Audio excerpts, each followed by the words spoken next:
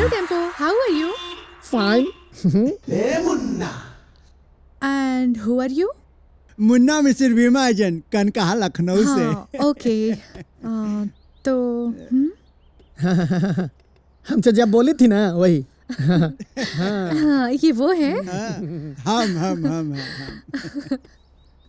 इनका dressing sense, इनका style.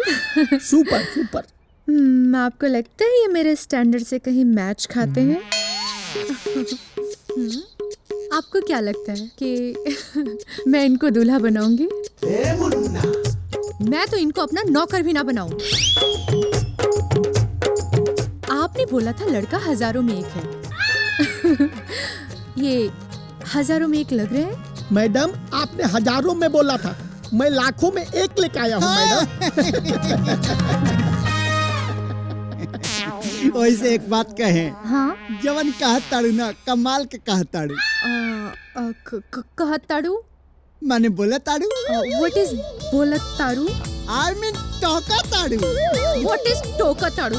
This is Bhojpuri bhasha madam. Yes whatever. लड़का जो भी हो, मेरी क्लास मेरे स्टैंडर्ड का होना चाहिए, ऐसा नमूना नहीं, ठीक है? नेक्स्ट टाइम याद रखना। Thank you so much. Misir ji don't very, ऐसा ऐसा मछली हमारे तालाब में बहुत चाहिए, बोलब तहिया लाई।